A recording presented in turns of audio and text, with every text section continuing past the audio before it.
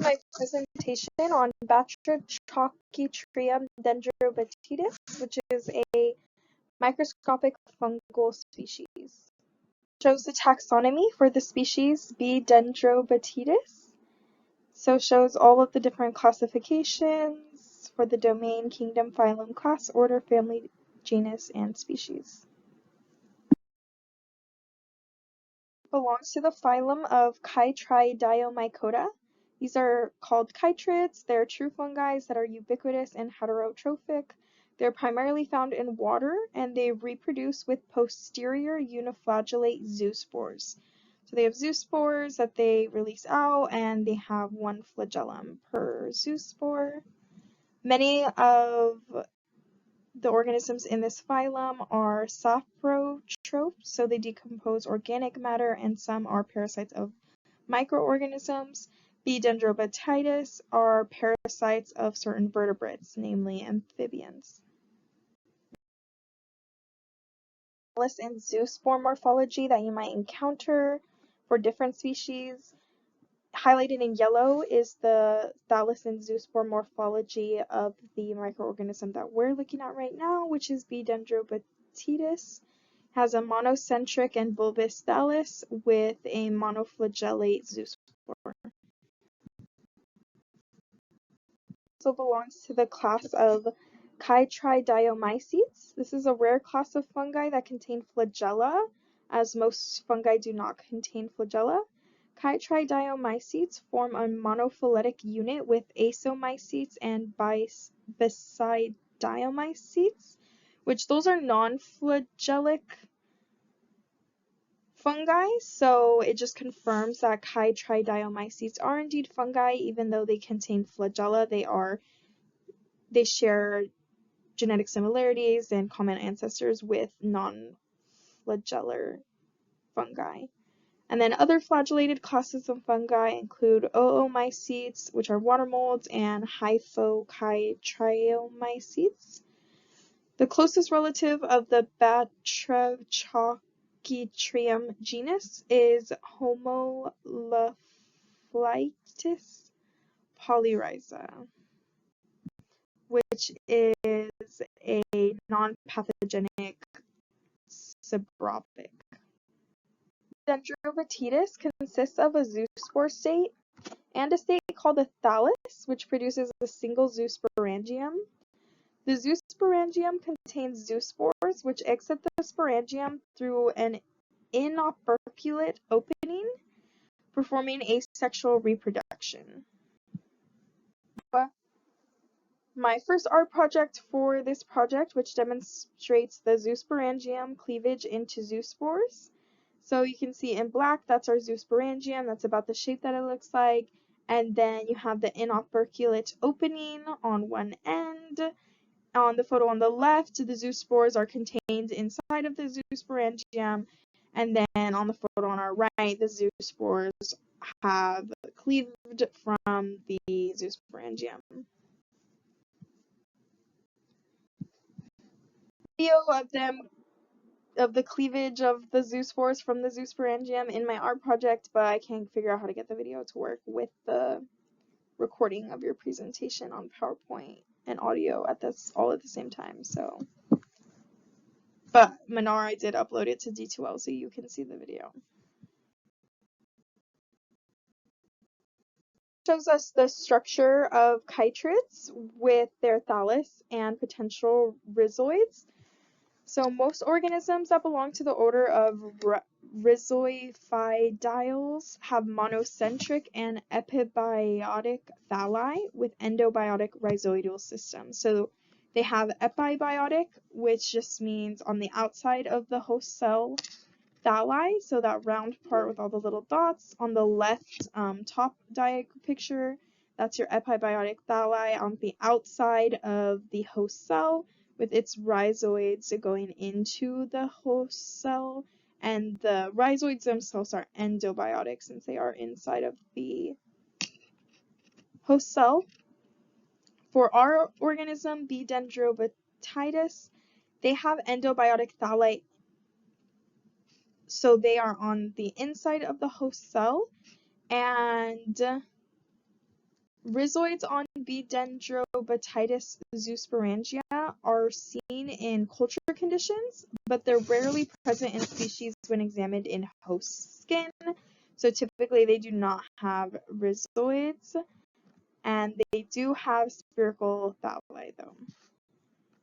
Aquatic environments, but they might also inhabit terrestrial habitats.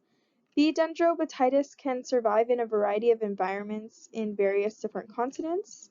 B. dendrobatitis growth has been found on the skin of amphibians, in water, in soil, on the feathers of some birds, attached to plant debris, and attached to other microorganisms.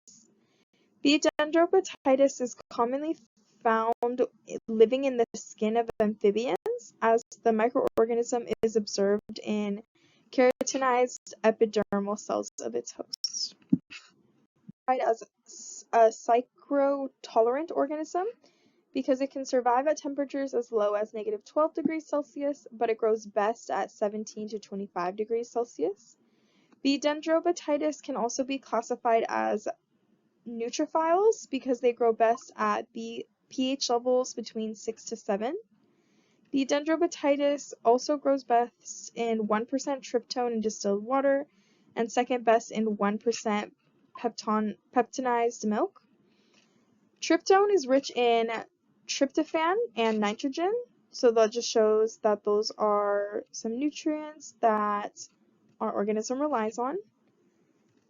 And some growth of B. dendrobatitis was supported by the media that contained malt extract and yeast extract. And this suggests that the organism can survive on many different nitrogen sources, but it just survives, it does not thrive on those other nitrogen sources. And B. dendrobatitis degrades casein and gelatin through the extracellular proteases that the organism produces.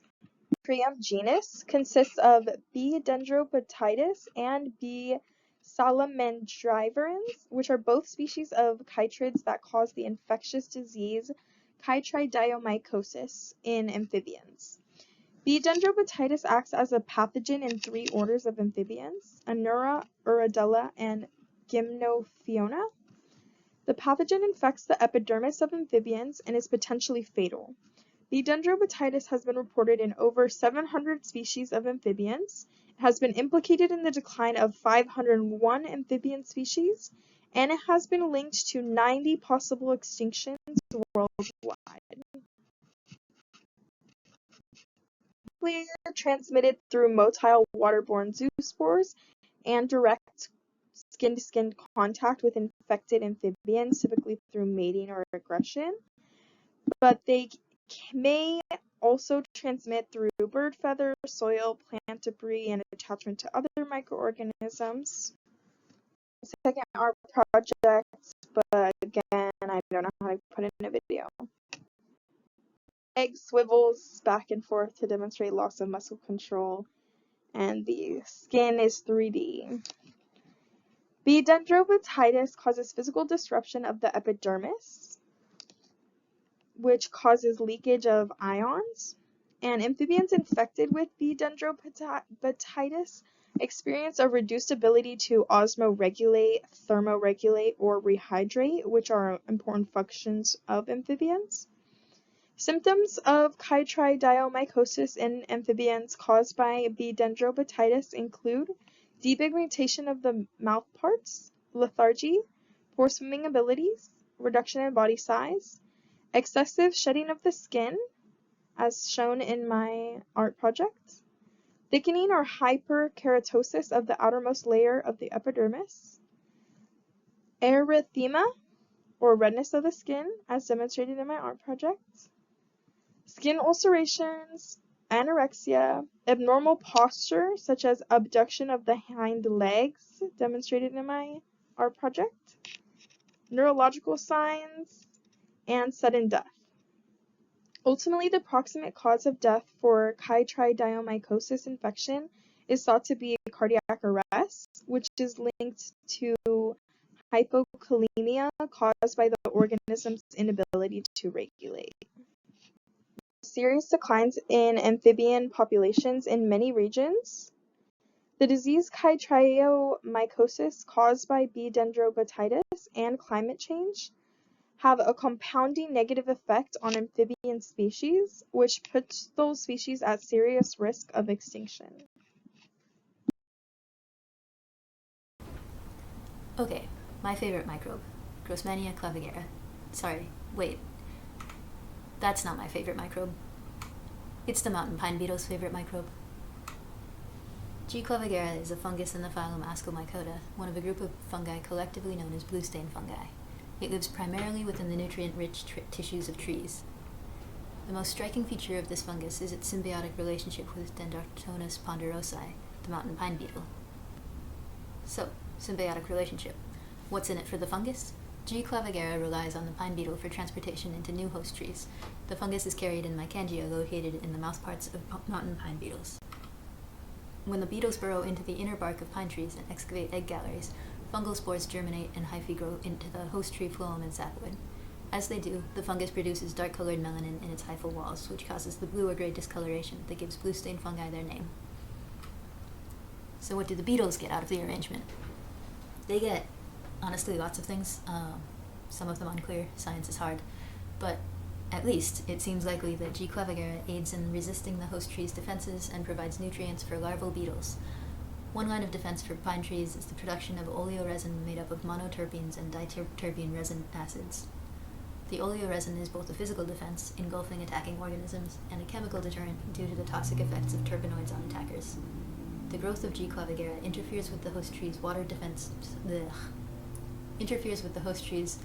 transport system, weakening the host and diminishing its capacity for oleoresin production. Additionally, the fungus has been found to not only be tolerant of oleoresin terpenoids, but to be able to use monoterpenes as a sole carbon source when necessary, and to have a number of genes that are associated with the production of enzymes associated with the detoxification of host defense terpenoids and phenolics, suggesting that the presence of G. clavigera likely assists the mountain pine beetle in surviving the host tree's chemical defense mechanisms. G. clavigera penetrates into the interior of a host tree through bark fissures and advances through the tree by way of the host's medullary rays.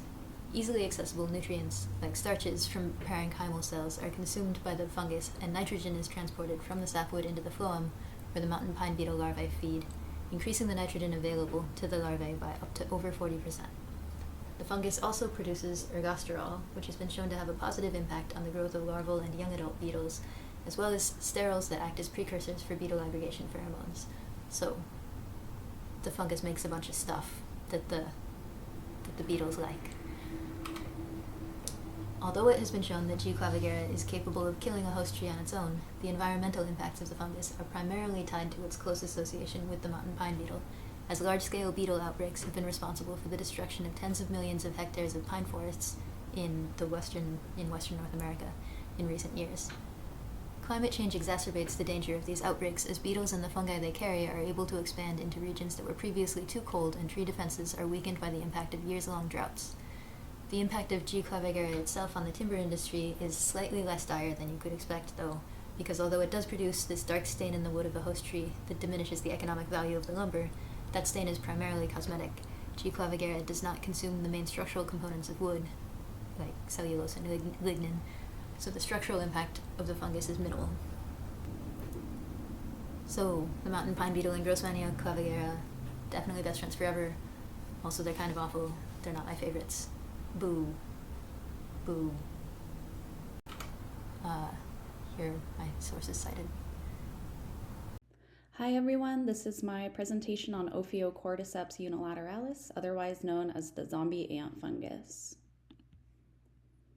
So this fungus has long captured the imagination of the public, inspiring books, movies, and video games like The Last of Us.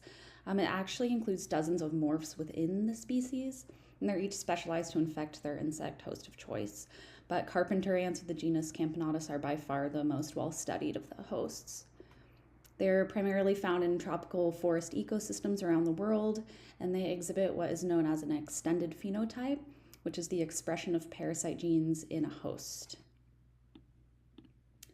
So O. unilateralis is a member of the order Hypocreales in the class Sordarioomycetes in the phylum Ascomycota. All of these groups are incredibly diverse. Sordarioomycetes contains 3,000 distinct species. They can be found in almost all ecosystems, even aquatic ones, and they carry out a wide variety of different lifestyles. Just an idea of how old O. unilateralis is, a 48 million year old fossil was recently found in Germany that shows signs of this species carrying out the lifestyle that it does to this day. So that dates it back to at least the Eocene era. O. unilateralis begins its life cycle as a colorless multiseptate ascospore. It's 80 to 200 micrometers in length, making it quite large. And the spore will produce an aprosorium, which is a specialized adhesion structure when it contacts the host, and that allows it to penetrate the host's exoskeleton. Following infestation, it will take on the form of yeast-like cells, and over its life cycle, those become highly differentiated and pleomorphic cells that carry out different roles as it develops. Macroscopically, it's pretty easy to distinguish. There's a brown, white, or orange hyphae, which are branching filaments, and those end up being visible outside the host and grow over it. There is a long brownish stalk called a stroma that emerges from the host, and it has a spherical ascoma, which is the fruiting body containing the asci, which is the spore-containing cells. And here's just an image detailing some of those macroscopic and microscopic features of O. unilateralis. You can see the mixture of yeast-like cells and hyphae growing in those slides and cross sections, and then all the way to the left you can see the macroscopic growths coming out of the host. So some more detail about the life cycle of O. unilateralis. Like all fungi, it's heterotrophic. It derives its nutrition from other organisms. It carries out an osmotrophic feeding method, meaning it uses exoenzymes to break down nutrients and then absorbs them into the cell. It has evolved to invade and grow inside its insect host, eventually digesting them from the inside out. That ascospore has to attach to its target host, breach the exoskeleton, and it does this by forming the aprosorium I mentioned, and then uses mechanical pressure and enzymes to pierce the exoskeleton. While growing inside the living ant, O. unilateralis manipulates its movement and behavior, which is where it gets interesting and where it gets the name zombie ant fungus. It will guide the infected ant away from its colony in the tree canopy, closer to the humid forest floor. The ant then climbs a leaf and clamps down extremely hard with its mandibles in what's called a death grip, and will die shortly thereafter. Loose fungal hyphae will begin to sprout from the intersegmental joints of the ant, while denser hyphae secure its appendages to the leaf. The stroma emerges behind the ant's head, and it develops that spherical ascoma. The sexual ascospores are released, and then the spores are dispersed in a small killing field below the dead ant. Here's a really cool SEM image of a dead infected ant. You can see the hyphae growing all over the surface of its body and securing its appendages and mandibles to the leaf.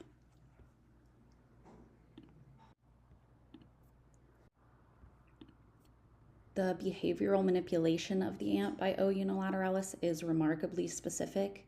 In one study, 98% of dead ants observed were found death gripping a vein on the underside of the leaf specifically. A majority of these leaves were located on the north-northwest side of the plant. And furthermore, the ant corpses were all located around 25 centimeters off the ground with very little deviation. And it was found that the humidity level and temperature at this elevation were optimal for entomopathogenic fungal growth. The dead ants that were relocated to the forest floor by the researchers disappeared, and the dead ants that were relocated to the tree canopy never developed a stroma. Since the majority of fungal development occurs after the host is dead, it needs to be able to protect the host's body pretty well from competitors, and it does this by containing antibiotic compounds within the hyphae And it also preserves and reinforces the host exoskeleton as it colonizes the internal cavities, creating a sort of protective case it can grow within. There are a couple bacillus bacteria that have been found colonizing the stroma, and these actually produce enzymes that may assist the fungus in killing and digesting the ant host. 2 new fungal species have also been recently discovered growing on O. unilateralis and its host, so the parasite actually has parasites. Here's a really cool image just kind of showing what's going on inside the host as it's being colonized. That orange section is super dense in carbon, and so researchers think that is kind of an energy storage area. Macroscopically, O. unilateralis does interact with other healthy members of the ant colony. Infection by O. unilateralis has such negligible effects on the ant colony as a whole that the infected ant is actually able to continue living in the colony and avoid detection because there isn't much evolutionary pressure on the ants to develop more elaborate defense mechanisms. So, implications of O. unilateralis research. Studying the behavioral manipulation could provide deeper insights into host-parasite dynamics among other species, including us. It may further our understanding of the human microbiota, especially the gut-brain axis, through which some bacteria are thought to influence our behavior. Research could also be key in the fight against cancer and neurological diseases. Both carcinogenic and anti-cancer compounds have been isolated from O. unilateralis, which kind of highlights the immense chemical range of this species. Essentially, by studying O. unilateralis, we could discover products that are of great use to us. And last but not least, here is the painting I made to go along with my project. It's my interpretation of a carpenter ant infected with O. unilateralis. And you can see the stroma emerging from the back of its head, the hyphae crawling along its body, and the spores being released. Thanks for listening to my presentation.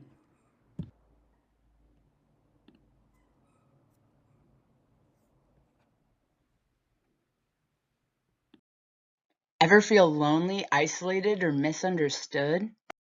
There's no need with the trillions of microorganisms living in and on every part of our bodies.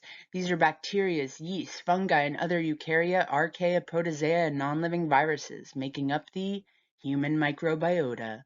Our individual microbiome is unique to us, much like a fingerprint. The vast and complex gut microbiota is linked to immune function, digestion, pathogen protection, but if out of balance, also inflammatory diseases and infection. Although they take a little off the top, the bacteria found in our intestines is a primary worker in the breakdown of complex molecules like those of meats and vegetables. This kind of symbiotic relationship has been perfected and honed over thousands of years. Candida albicans is one of these microbes, which in small levels is beneficial for breaking down nutrients. It's a diploid gram-positive yeast typically inhabiting our gut but can also grow out of control, infecting the GI tract, oral cavity, or genitals. This overgrowth is referred to as candidiasis. Candida albicans is normally unicellular, but depending on the environment, it can actually switch into an invasive multicellular filamentous form. This ability to transition makes it a polymorphic fungus. It can even live aerobically or anaerobically, making it highly adaptable. Common expressions of infection include vaginal yeast infections, thrush, and diaper rash. Although severe and potentially fatal, invasive candidiasis can target your whole body. Blood, bones, brain, and heart. Overgrowth is traditionally treated with antifungal medication, although a starvation protocol is also common by limiting foods that promote growth. An uptick in infections and growing resistance to antifungal drugs has brought attention to how little we understand about this yeast, shifting the medical community's focus to prevention, early diagnosis, and new treatments in cases of candidiasis.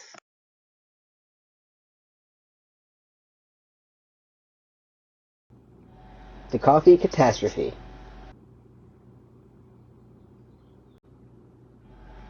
We hiked in a short distance and camped for the night.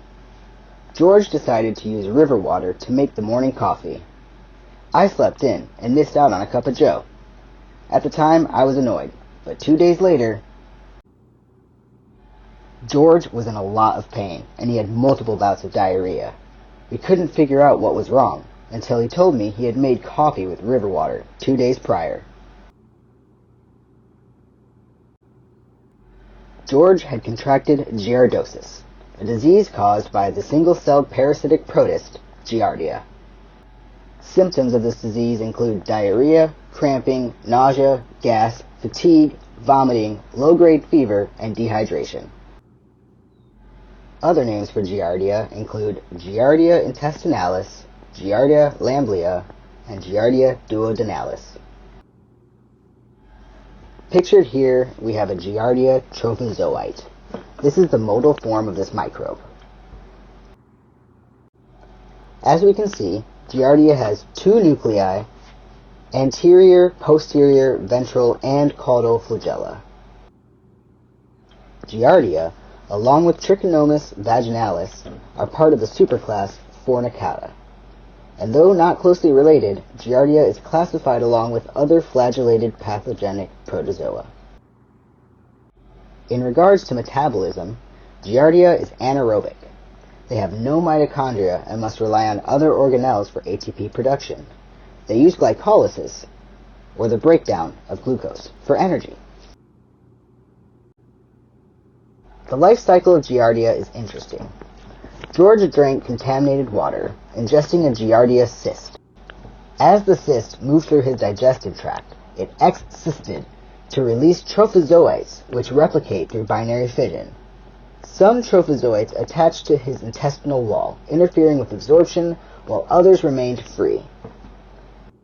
As trophozoites moved to his colon, they formed a protective cyst wall capable of withstanding the environment outside their host.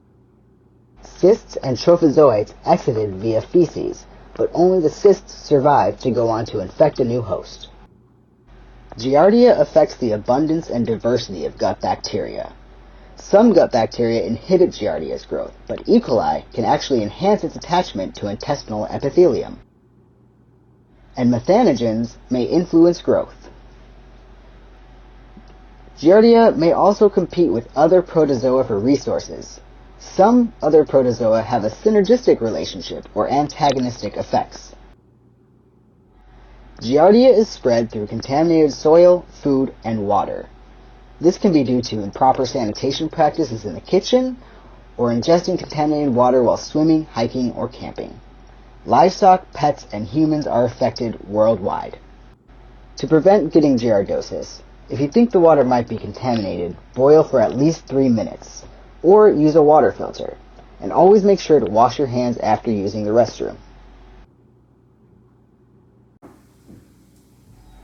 When George made coffee, he only had to bring the water to boil for a moment before removing it from the fire.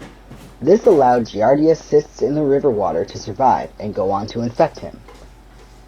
We took the nearest trail out, and it took us 2 days. George was completely miserable. We got to the trailhead, but it wasn't the one we had started from, so we had to hitch a ride to my car. He was prescribed metronidazole. He started to feel a bit better in just a few hours, and vowed to always filter and sanitize water properly in the future.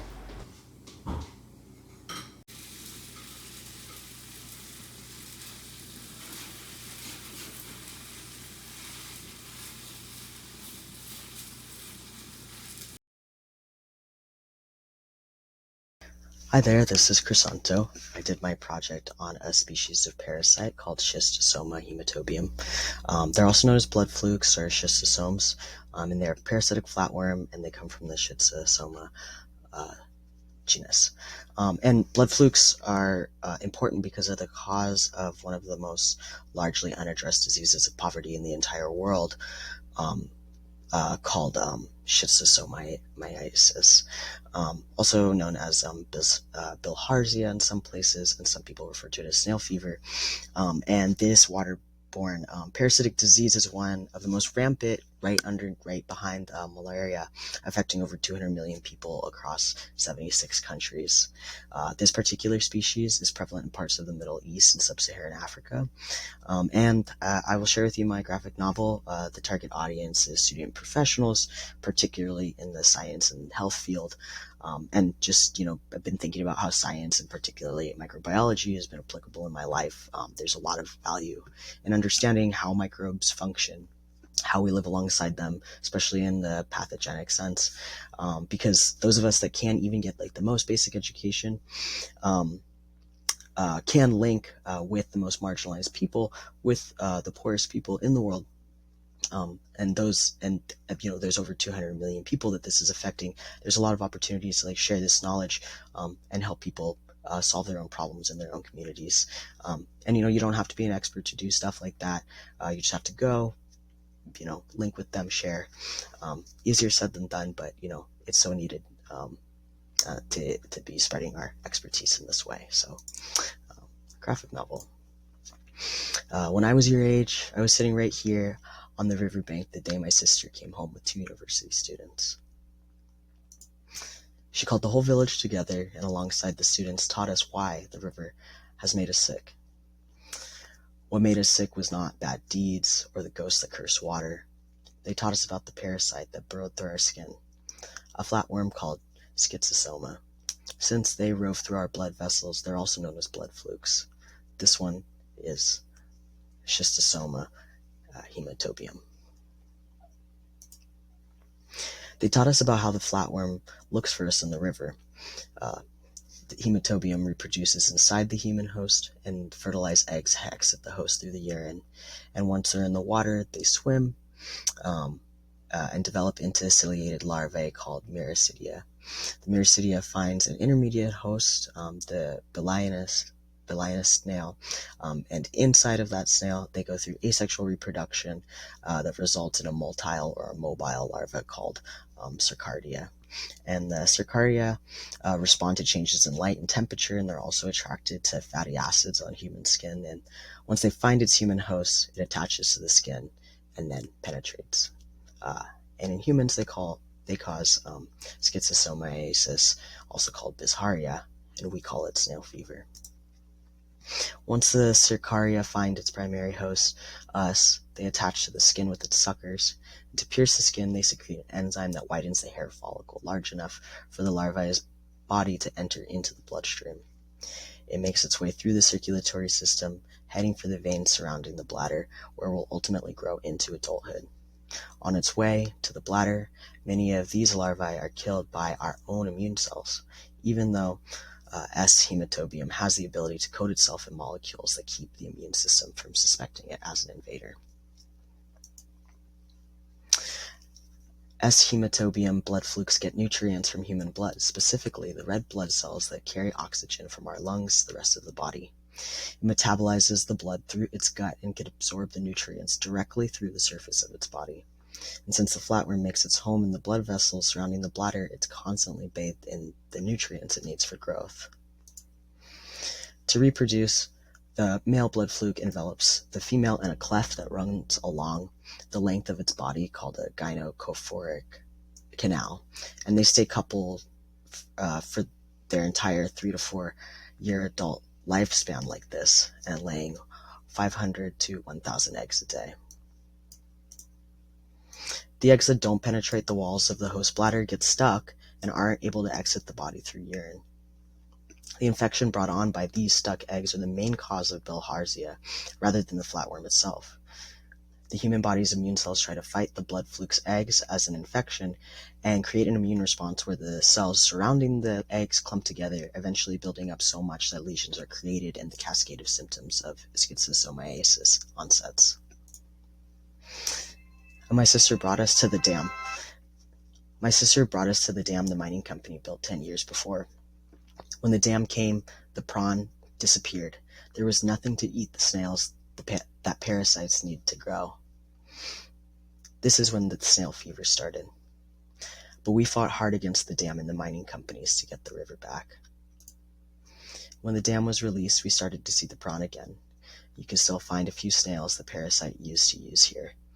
but the fever has gone from us for good. Thank you.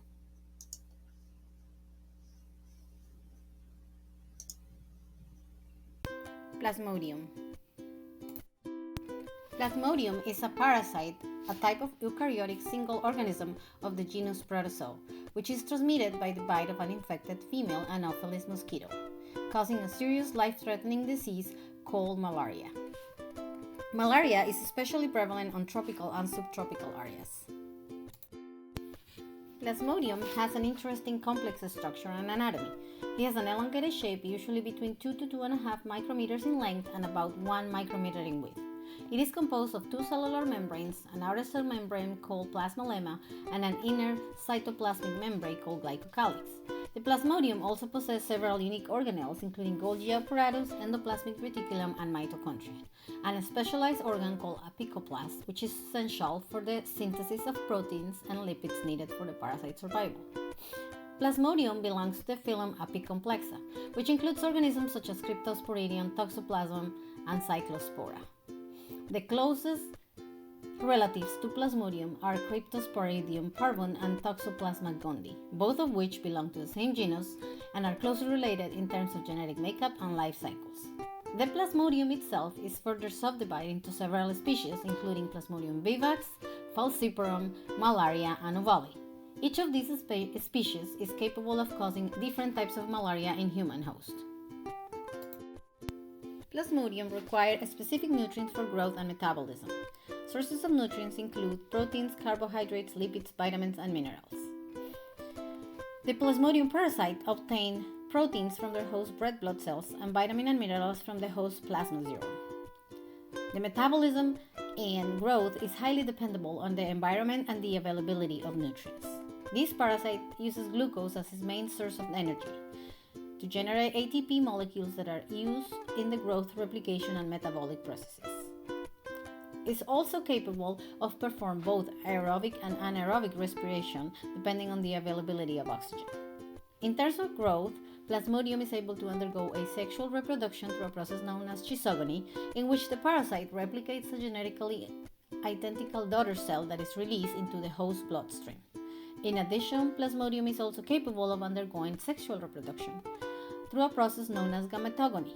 In this process, the parasite produces gametocytes that will eventually undergo meiosis to form haploid gametes that can fuse to form a zygote. The life cycle of the malaria parasite is complex. Plasmodium spends part of its life cycle in a human host and the other part in a mosquito. In the human host, the Plasmodium life cycle begins when an infected female Anopheles mosquito injects the parasite into a human's skin during a blood meal. The parasite then moves through the bloodstream, where it invades liver cells. This is the exoerythrocytic phase. Once inside the liver cells, the parasite multiplies to form thousands of daughter cells known as merocytes. Once the daughter cells are mature, they burst out of the liver and enter the bloodstream. This is where the erythrocytic phase starts. Here, the parasite invades the red blood cells, multiplies, and bursts out of the red blood cells, entering the bloodstream once again.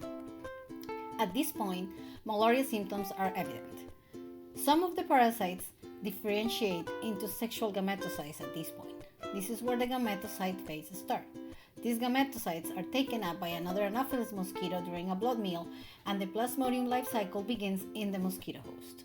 The parasite multiplies inside the mosquito mid-gut wall, and while in there, the microgametocytes fuse with macrogametocytes to form zygotes. The zygotes turn to oocytes that grow and rupture and release sporocytes, which make their way to the salivary glands of the mosquito to inoculate into the next human host. Plasmodium can also interact with environmental factors such as water, temperature, and humidity, which influence how it breathes, spreads, and affects health. Overall, Plasmodium and its interactions with other organisms and environmental factors are complex and dynamic. Its ability to avoid detection, persist, and spread within ecosystems is an important factor that has enabled its survival as one of the most dangerous human and animal parasites, affecting millions of people across the globe every year. In the year of 2021 alone, it was estimated that about 240 million cases of malaria happened. Most of these cases were presented in the African regions, affecting children under the age of 5. Plasmodium acts in a symbiotic relationship with the mosquito vector and the human host, benefiting from both. Pathologically, the Plasmodium has a detrimental effect on the health of the infected individual, causing symptoms such as fever, malaise, chills, vomit, anemia, jaundice, sometimes neurological complications, and even death, mainly also affecting infants and children under the age of 5. The environmental impact of Plasmodium is considerable, and it makes it difficult to mitigate. Populations of infected people and the associated mosquito vectors are usually confined to regions, leading to localized outbreaks. Additionally, due to the significant amount of resources that must be allocated to address the disease and its associated morbidity and mortality, governments in endemic regions are often forced into poverty. Also, due to the significant amount of insecticide used in order to reduce the population of Anopheles mosquitoes, runoff from application sites can be adversely affecting local ecosystems. In conclusion, Plasmodium malariae is a significant infectious disease with far-reaching implications for human populations, particularly those in tropical and subtropical areas. It can cause both symbiotic and pathological effects with possible dire health outcomes, and can also have environmental costs due to the resource expenditure, vector control, and vector killing runoff.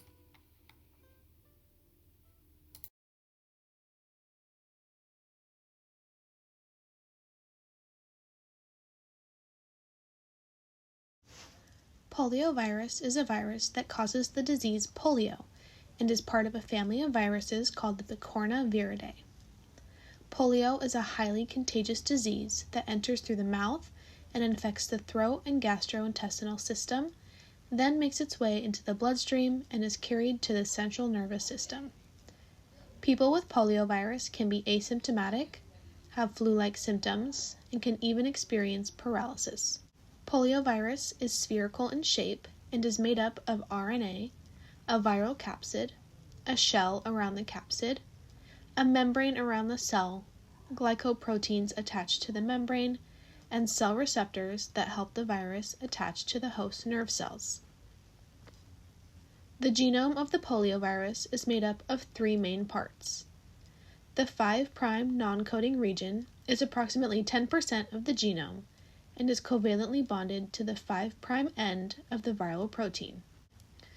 There is a single reading frame that encodes all of the viral proteins, which is split into capsid proteins and non-structural proteins. Lastly, at the end of the non-structural proteins is the 3' non-coding region.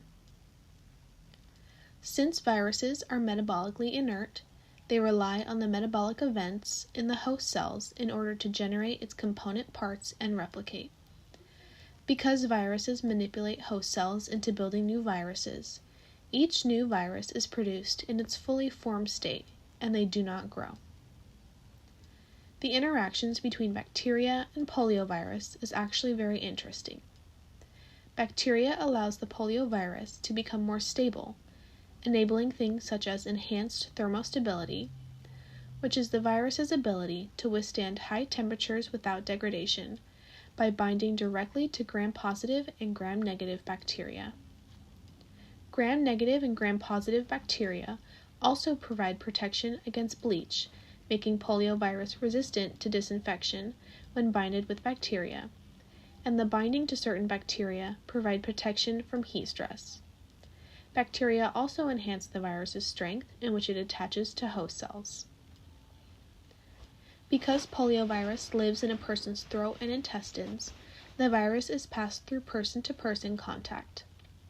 Additionally, poliovirus lives in an infected person's feces, which means the virus can infect wastewater and, in unsanitary conditions, it can also infect bodies of water as well as food.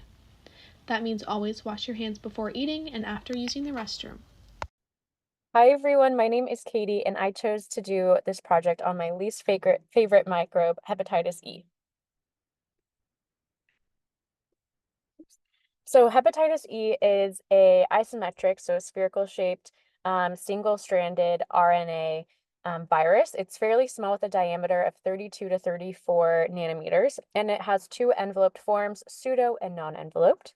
And it has three protein coding genes, one involved with replication, one that codes for the viral capsid, and then a structural phosphoprotein necessary for infection. So HEV is under the Hepaviridae family, and specifically under the orthohepavirus genus, and more specifically in the species orthohepavirus A. There are actually 8 different genotypes of hepatitis E. Genotypes 1 and 2 primarily infect humans.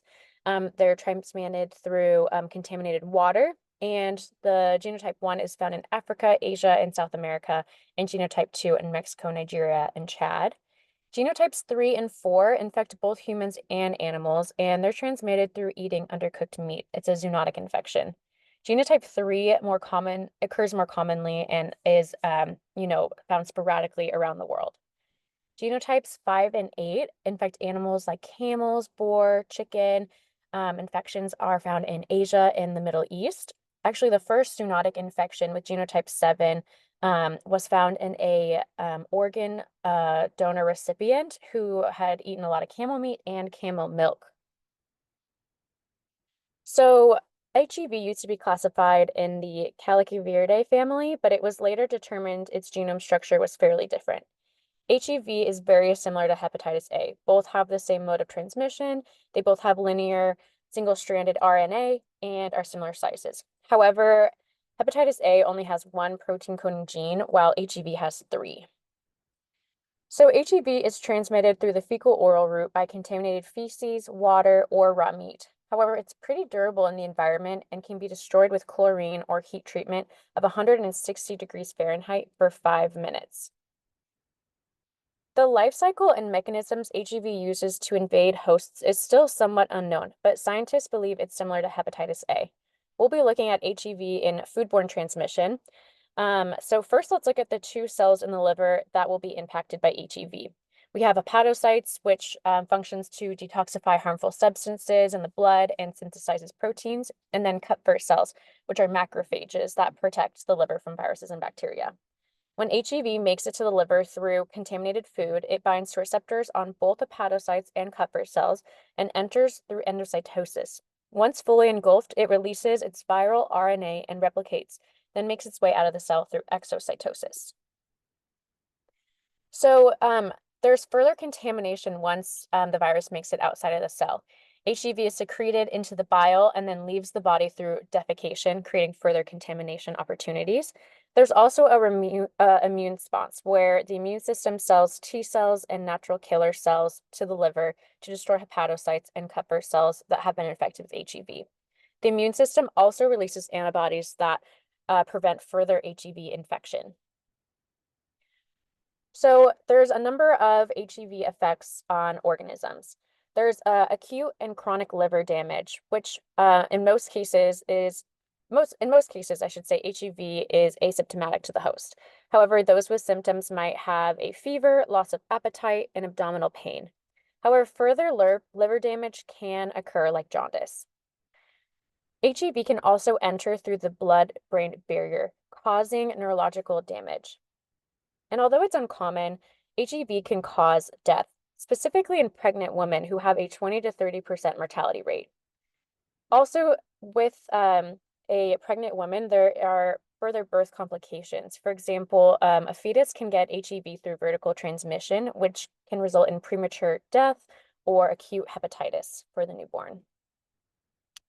So there have been a number of recent HEV outbreaks, specifically in refugee camps or camps where internally displaced people are living, where they have limited access to clean water and have low sanitary conditions. So most recently, for genotype 1, there was an outbreak in 2007 in northern Uganda, which resulted in over 10,000 human infections and 160 deaths, one of the largest known HEV outbreaks in history. And right now, Chad has been having an outbreak. The World Health Organization reported HEV in over 2,000 people between January and April 2024 throughout 7 different refugee camps and transit centers.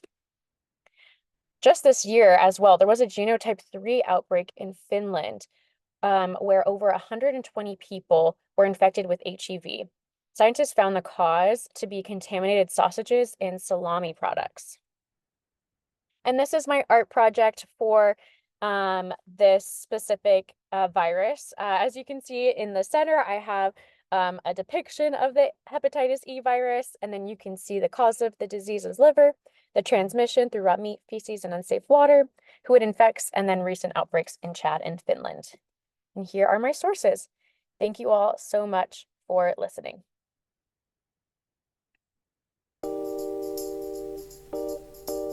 Welcome, everyone. Today, we delve into the intricate world of the hepatitis B virus, or HBV. Did you know that approximately 296 million individuals worldwide are affected by chronic hepatitis B? This virus poses a significant threat, causing severe liver conditions such as cirrhosis and liver cancer, presenting a challenge to healthcare systems globally. HBV is a compact, enveloped DNA virus. Its structure comprises an outer lipid envelope housing hepatitis B surface antigens, HBsAg, and an inner nucleocapsid core containing its genetic material. This architecture is pivotal for its ability to infect liver cells and evade immune surveillance. Classified within the Hepatnaviridae family, HBV exhibits remarkable diversity, with 9 distinct genotypes identified worldwide, designated A through I. These genotypes display geographic variations and hold significant implications for disease progression and treatment response.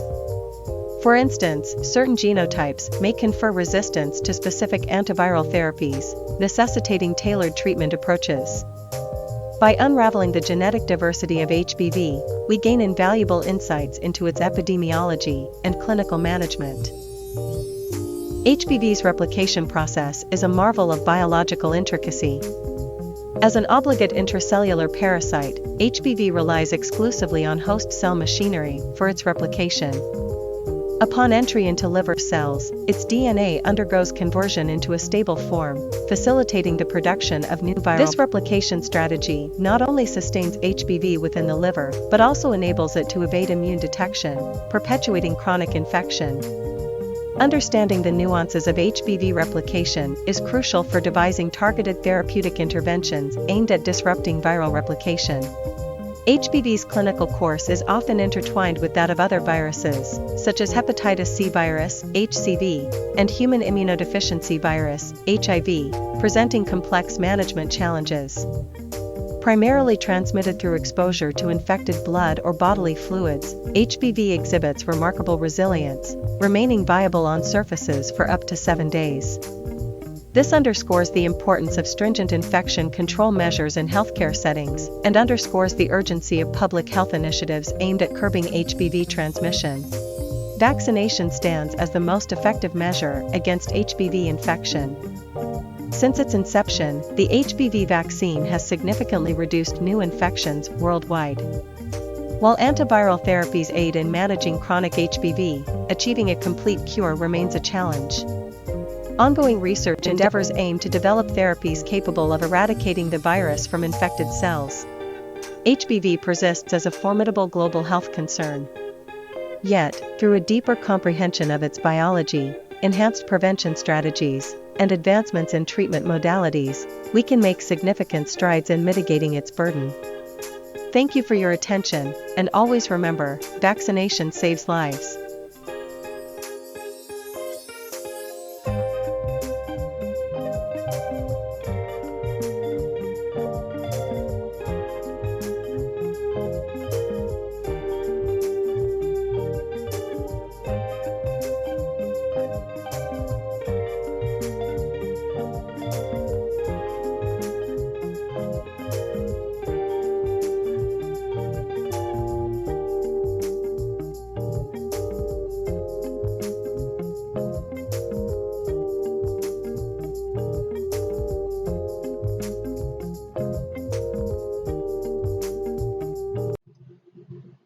Hello and welcome to the Not So Fun Adventures of HPV and Me, a graphic novel by Laura Schmucker-Paloma. Hello, I am human papillomavirus. I belong to the Papillomaviridae family, and I have over 170 strains of myself. I have one molecule of double-stranded DNA inside my little naked icosahedral capsid. When I set up shop in a human, I can spread from one human to the next with direct skin-to-skin contact or a fomite that I have landed on. I can withstand heat and dehydration like a boss also. I have different relationships with humans depending on which strain of myself is transmitted to the human. We are super virulent and cause cervical cancer. We are a couple of the high-risk genotypes of HPV. When I mutate into my 16th or 18th version of myself, I am most commonly passed on to another human through sexual contact, specifically vaginal intercourse. I enjoy entering the host and being undetectable for anywhere between 12 to 24 months. Oh, so stealth-like. Mwahaha. Hey, HPV, you sound pretty scary. Are all different types of you this bad? Lucky for you, human, no. I typically cause benign emergence of epithelial tissue on the skin. That's when they call me a wart. You can find seed warts on fingers and toes, plantar warts on the soles of the feet, ouch, flat warts on the knees, face, or elbows. These are with the HPV 2, 4, and 1 types. They're considered low risk. Fun fact for you, human, I actually get my name due to the benign growths that I cause. They are called papillomas, hence papillomavirus. Pretty cool, huh? Yeah, really cool, HPV. Hey, human, don't be so freaked out. You have an immune system that can usually detect my presence and keep me from showing my ugly face. Dang it, and even when I do break through, your body will usually get rid of my papilloma self in a few months to a year. Wow, does that mean you're gone forever? I know what you're thinking, and no, not always. Normally I go into an inactive state in your body and you won't have any symptoms, but I could pop up again later in your life unannounced. Wah! About half of all the different types of me, HPV, integrates for good into your chromosomes, human. Beyond what we have chatted about thus far, I can also cause anal and oropharyngeal cancers. Well, HPV, once you've entered my body, what are you busy doing inside? Well, first I enter your cells and replicate by disrupting normal processes and then move into neighboring cells. What happens next is the most exciting part for me. I grow faster and faster within your cells that I may have put my DNA inside of, and then I pop up at the surface of your skin or mucous membranes, even your genitals or your anus, depending on which one of me has moved in. Oh my gosh, HPV, once you pop up as a papilloma, if someone else touches it, can they pick you up? Yes, it is possible, because as you shed the top layer of your skin, I am also shed along with it. And remember what we talked about earlier with skin-to-skin contact? Oh, and also, a baby is at risk when delivered through an infected birth canal. Oh, wow. Okay, HPV. Well, now I've taken microbiology in the past, and I am more curious to hear details about your genetic makeup. Please elaborate. Oh, I'd love to. Let me break it down for you. I have approximately 8,000 base pairs with 3 regions on my DNA. Region 1 being viral replication and transformation with 4,000 base pairs. That includes early proteins, regulatory proteins, and oncoproteins. Region 2 is the capsid composition with 3,000 base pairs with structural proteins, the L1 and L2. Region 3 is regulatory elements of replication and transcription with 1,000 base pairs. This is called the long control region. And as I have evolved, a variation or mutation within these regions of my DNA leads to so many different types of me, and to be more specific, mutations happening within L1, LCR, E6, and E7 tend to separate and specify my numerous types. Wow, HPV, that makes sense. I would, however, like to circle back to see what you're busy doing inside when you enter my body. Can I get some visuals? Of course, I will walk you through what I do when I infect epithelial cells for this example. Step 1. Usually your epithelium protects you from critters like me, but if you cut yourself, I can enter and infect your basal cells, the epithelial cells way at the bottom. And step 2, because I have the viral genes E6 and E7, I can replicate like wow without even entering your basal cell DNA. But how? Well, the proteins within E6 and E7 cause chaos and confusion on your normal replication of epithelial cells by messing with P53 or PRB, which is retinoblastoma, protein tumor suppressor pathway. Before HPV came along and scrambled our brains up, we normally prevent this unregulated growth of your epithelial cells. Arr! And so, step 3, as I continue to multiply, I can pop up through the surface as a wart or a papilloma. The example here is a filiform wart, long and spiky. Okay, so what is happening when the version of you that's cancerous moves into my body? Well, I can become a problem for you if your epithelial cell transforms into coilocyte. A coilocyte has a weird shape, is much larger, and it has a darker nucleus, and there's also a halo surrounding the nucleus. I can transform into carcinomas after I successfully escape your basement membrane and make myself comfortable in your other tissues. Wow, HPV, what a wild ride it has been getting to know you. Before I head out, are there any tips you can give me to prevent infection of a virus such as yourself? Sure thing. Number 1, be conscious about your skin-to-skin contact when you have a cut and ask your sexual partners if they are infected prior to contact. Number 2, get vaccinated prior to possible contact with infected people. There are vaccines that can protect against my high-risk types 16 and 18. Number 3, wear flip-flops when in public places that are damp like the gym locker room. I like to thrive in moist places where people have been walking barefoot that have plantar warts. Number 4, most importantly, use condoms, and this includes during oral sex in order to protect and prevent transmission. Gee, thanks for the tips, HPV. Hopefully we humans can continue to keep you from becoming a menace by being aware of your ways. Goodbye. Bye-bye.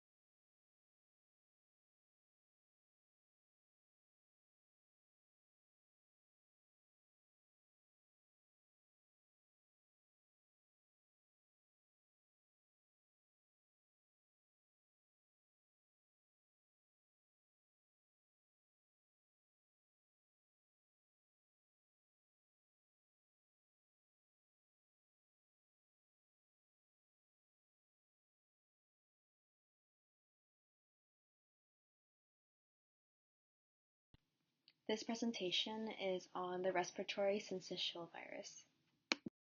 Respiratory syncytial virus, also known as RSV, is an envelope-negative single-stranded RNA microorganism. There are two subtypes, A and B. A tends to be more severe, and this microorganism has three virion surface proteins, G, F, and SH.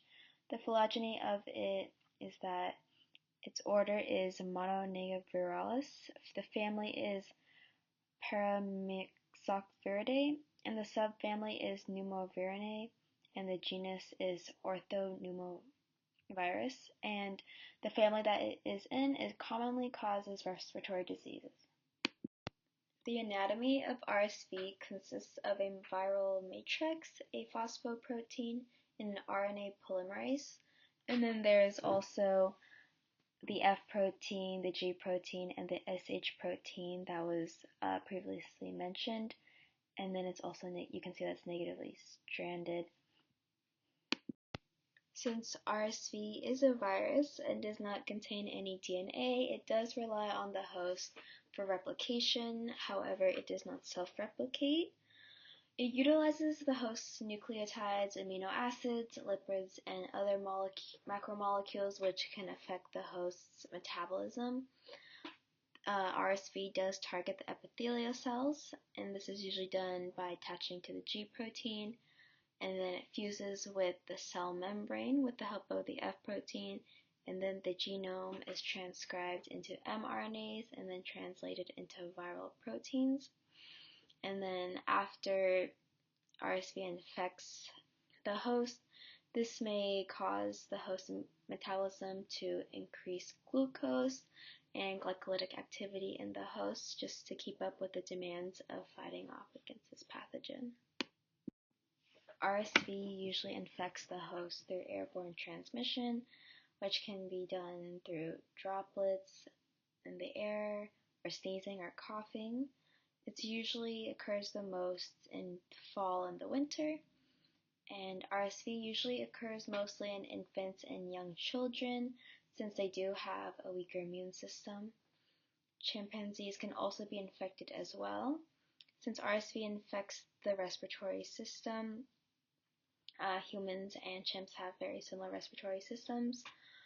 RSV can also invade the host immune system by weakening it, causing bacterial colonization, and then it can also evade the immune system's ability to detect the pathogen by interfering with the host's ability to recognize the infection. Since the immune system in the host is being affected, co-viral and co-bacterial infections are very common.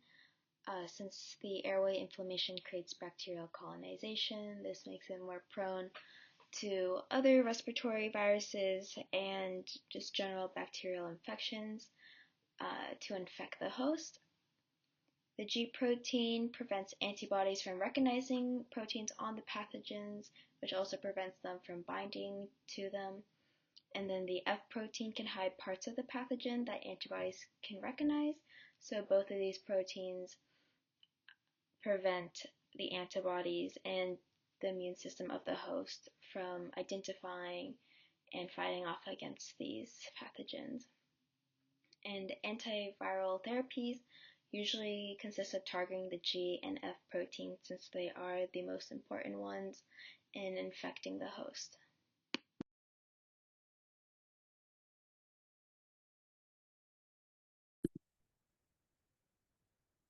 Today I'm going to be talking about rhinovirus. Rhinovirus is a pathogenic RNA virus associated with the upper airway microbiota. It is the main culprit of the common cold and was first discovered in the 1950s by Dr. Winston Price. It is very infectious and can be transmitted through respiratory droplets, direct contact, and contaminated surfaces. It occurs most common in the fall and spring, however, it is most severe in the cooler seasons. Symptoms include the following: sore throat, runny nose, cough, sneezing, and congestion. Fun fact, in the United States alone, there are around 1 billion cases of the cold per year.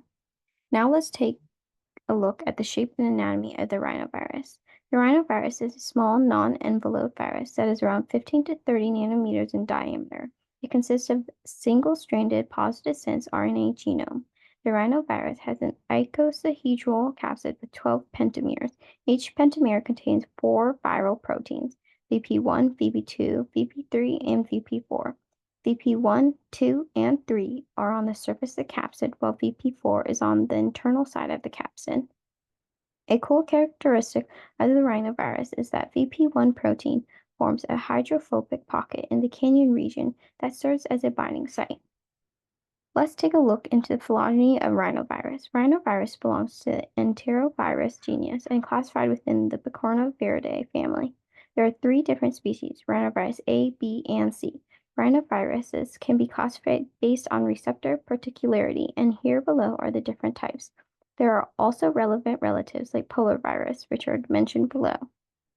Now let's discuss the metabolism of rhinovirus. Rhinovirus, like all viruses, do not have their own metabolism. Instead, they rely on the metabolic machinery of the host. They do this by hijacking the host cell metabolism. Below are the steps. Rhinovirus induces anabolic reprogramming in host cell metabolism, which is accomplished through the points below. Let's turn our attention to how rhinovirus gets nutrition. Rhinoviruses are obligate intracellular parasites, so they don't have a nutritional requirement. Instead, they utilize the host cell's nutrients and machinery to carry out their life cycle. For example, amino acids for the synthesis of viral proteins and nucleotides for the replication of viral RNA genome. There are many more host cell components that are used, which are described below. Once rhinovirus gets nutrition, it can then grow. Rhinovirus grows best at 33 degrees Celsius, which is the temperature of the nasal cavity, hence the virus's tendency to infect the upper respiratory tract. Rhinovirus grows through replication. Below are the steps of the replication process. Now let's talk about the interactions of rhinovirus with microorganisms. Rhinovirus interacts with other microorganisms in various ways. For disease severity, rhinovirus can co-infect with other respiratory viruses and interact with pathogenic bacteria, which leads to the following. Along with this, in terms of host immune response, the immune response of the host to rhinovirus is an increase in production of cytokines and interferons, which may enhance or suppress the immune response to subsequent infections. Similarly, when it comes to pathogen dynamics, rhinovirus can interfere with the replication of other viruses and affect the microbial flora, preventing the colonization or growth of other pathogens. The rhinovirus also interacts with organisms and the environment. The rhinovirus can infect humans, cattle, and chimpanzees. It can also interact with the environment through the different mechanisms described below. All these interactions cause different types of impacts. For symbiotic impacts, rhinovirus impact human health, and wildlife health. In addition, cross-species transmission complicates efforts to control viral spread and impacts economic balances. Also, rhinovirus has a mutualistic partnership with host immunity for the reasons described below. Now let's take a look at the pathological impacts of rhinovirus. Rhinovirus, like mentioned before, causes the common cold. Some individuals show symptoms and others not. Nevertheless, the virus can exacerbate chronic respiratory conditions, which has the following consequences. There are also long-term consequences such as recurrent wheezing, asthma, and chronic respiratory illnesses. Along these lines, rhinovirus can also predispose individuals to secondary bacterial infections. For environmental impact, rhinovirus can survive on environmental surfaces for at least 4 days. It is more prevalent in cooler temperatures and lower humidity. Poor air quality and inadequate ventilation can increase concentration of airborne rhinoviruses. Considering this, there are many other environmental impacts which are listed below. In conclusion, rhinovirus has no cure. However, there are treatments. Nevertheless, prevention is the best choice. All in all, understanding rhinovirus's unique features, interactions, and impacts is crucial in developing effective public health strategies to control the spread of it and mitigate its impact on society. That is the end of my presentation. Thank you for listening.